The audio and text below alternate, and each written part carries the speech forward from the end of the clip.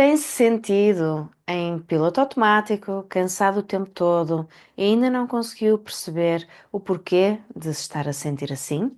Talvez possa estar a entrar em burnout. Neste nono episódio de Pensar com o Coração, vamos perceber porque é que o burnout acontece e quais são os principais sinais que indicam que está a entrar em burnout.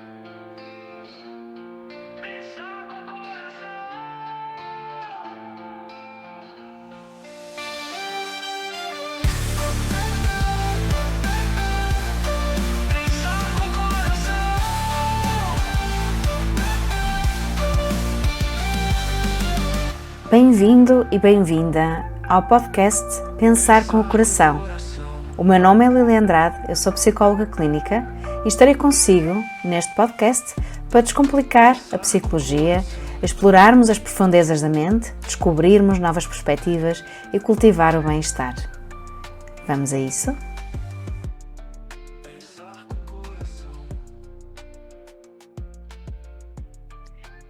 Neste episódio vamos então falar sobre stress.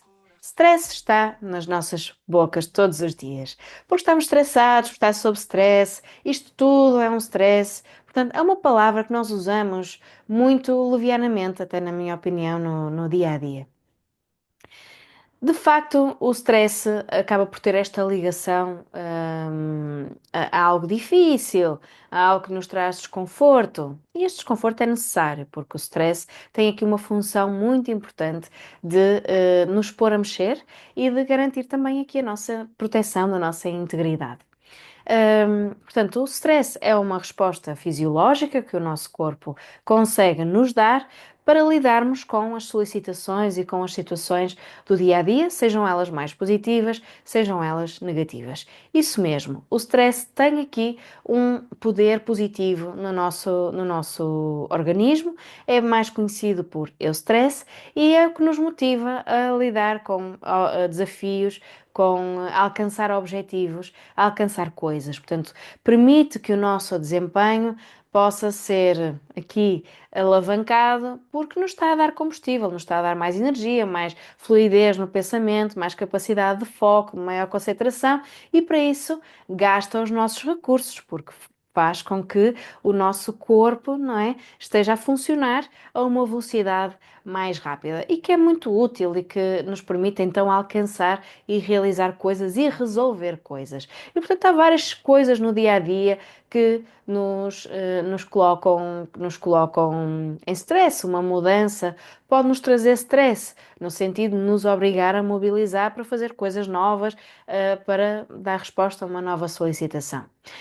A questão é quando nós entramos naquilo que é chamado o distress, que é quando nós entramos em sobrecarga emocional e física excessiva. Ou seja, quando nós estamos num estado prolongado ou intensificado de ativação fisiológica, ou seja, é como se nós tivéssemos o nosso corpo a trabalhar a um ritmo mais elevado e, portanto, estamos a gastar recursos durante mais tempo ou muito rapidamente se a intensidade for muito alta.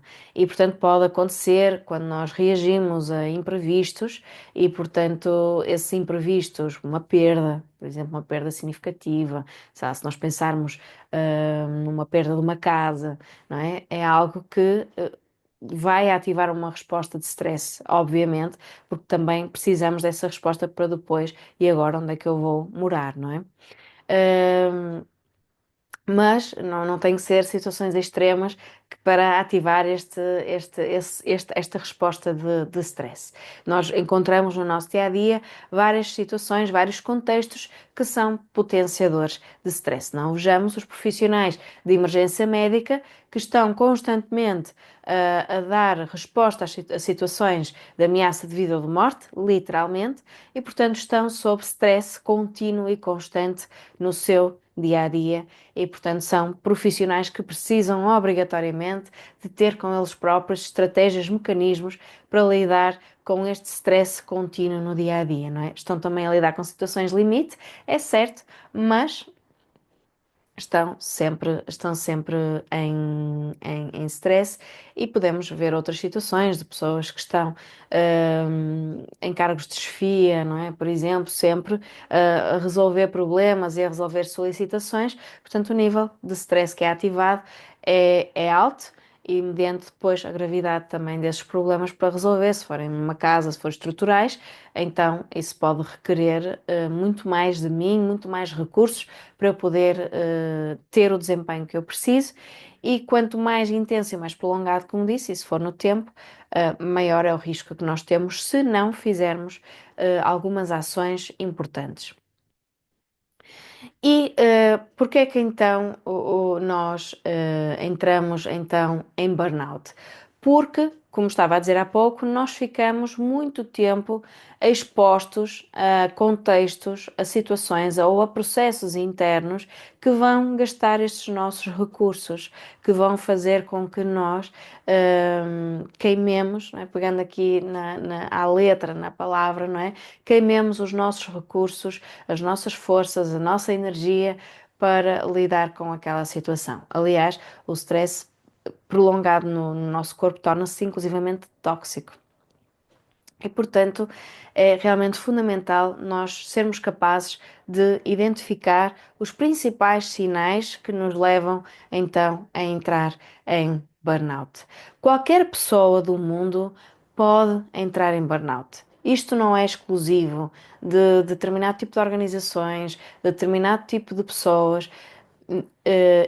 Enganem-se de que tem a ver com personalidade, ponto. Portanto, tem a ver com uma fraqueza de alguém, com fragilidade. Uh, Nós todos estamos expostos a situações de stress e reagimos a elas e, portanto, estamos todos em risco, sem criar alarmismos, obviamente, mas estamos todos sujeitos a poder desenvolver aqui um estado de burnout.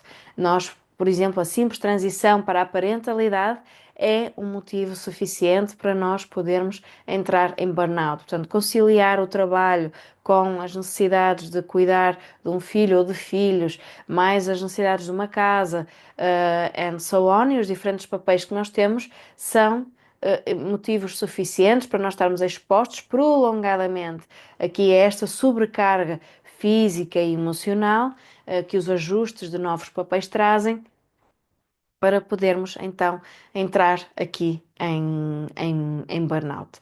Portanto, todos nós podemos, algures na nossa vida, estar em risco de ou até mesmo vivenciar uma experiência de burnout. E o burnout é uma coisa séria porque tem consequências sérias para a nossa saúde física e emocional. Então, nós podemos desenvolver problemas físicos, problemas cardiovasculares, gastrointestinais, dor crónica, podemos também sofrer problemas emocionais, portanto, podemos de um burnout entrar numa depressão, desenvolver quadros de pânico e, portanto, isto pode realmente escalar em prejuízo da nossa saúde. Por isso, não vamos usar o burnout como uma medalha, não é? Também, portanto, temos por um lado o ver o burnout como uma fragilidade, portanto, só as pessoas fracas é que entram em burnout. Isso não é verdade. Portanto, como já vimos aqui, nós podemos estar expostos a situações ou a processos que efetivamente gastam os nossos recursos e não sermos capazes naquele momento de identificar os sinais que já estão ali a dar-nos esse alerta. Por vezes são outras pessoas que começam a sinalizar para nós, isso também é importante. E engane-se também que o burnout é uma medalha, não é? Eu entro em burnout porque eu sou um profissional de topo, não é? Eu sou uma pessoa de topo que até gasto todos os meus recursos para dar o máximo de quem eu sou. É precisamente o oposto. Eu estou a gastar recursos, eu estou a levar-me ao limite, a determinada altura o meu desempenho, em vez de melhorar o meu rendimento, em vez de melhorar, ele começa efetivamente a decair. E, portanto, também é importante não olharmos para este burnout de uma forma romântica, porque efetivamente é um problema e é um problema que pode causar dano significativo nas nossas vidas e fazer as empresas, olhando aqui para a área dos negócios, fazer as empresas perder muito dinheiro, e se formos olhar a nível global, fazer os países e os diferentes mercados existentes a nível mundial também perderem dinheiro porque as pessoas estão em burnout. Portanto, quais são os principais sinais a que nós devemos estar atentos e atentas para fazermos algo, para prevenirmos, ou melhor, deixe-me reformular. Neste caso, nem é uma prevenção, é para evitarmos um agravar deste estado de burnout. Então, quais são os sinais a que nós devemos estar atentos e também nos outros que nos vão ajudar a diminuir o risco de entrarmos aqui num burnout a sério e conseguirmos resgatar para nós o equilíbrio e o bem-estar e a leveza que é tão importante para nós e que nós merecemos muito. Então, um dos sinais a que nós devemos estar atentos é a nossa energia, não é? Da mesma forma que vemos nas redes sociais, não é? Que nós nos preocupamos com a energia do nosso telemóvel, também podemos nos preocupar com a nossa energia. E podemos já chegar a meio da tarde, já sentirmos muito cansados, já gastamos aqui a nossa energia, podemos acordar cansados, sentir que o sono não foi reparador e, portanto, já acordamos cansados, percebemos que a nossa energia desaparece muito rapidamente. Portanto, este cansaço que começa a tornar-se mais evidente e prolongar no dia, se eu tive uma noite mal dormida, ou tive ali 2 ou 3 dias em que tive que me dedicar a um projeto e isso gastou os meus recursos e depois recupero, está tudo ok. Mas se eu começo a ver dia após dia que este cansaço perdura, uma semana, 2 semanas, este cansaço perdura, então já é um bom sinal de que eu preciso de fazer algo diferente para evitar que esta sobrecarga se acentue no meu dia a dia. E outro ponto também prende-se com a nossa disponibilidade emocional. Portanto, estarmos mais irritáveis, a nossa paciência, o nosso pavio estar mais curto, portanto, estamos mais reativos também ao outro, é um sinal a que nós devemos estar atentos. E se nós ouvimos de fora, do género, já não, ninguém te pode dizer nada, ui, hoje estás de mau humor. Se calhar é importante prestarmos atenção, porque começamos a ouvir várias vezes e pode ser um sinal de que nós estamos a começar então nesta espiral que nos vai levar aqui a um burnout mais profundo. É importante também nós olharmos para o nosso corpo. Eu falei na energia, mas também para olharmos para o bem-estar do nosso corpo.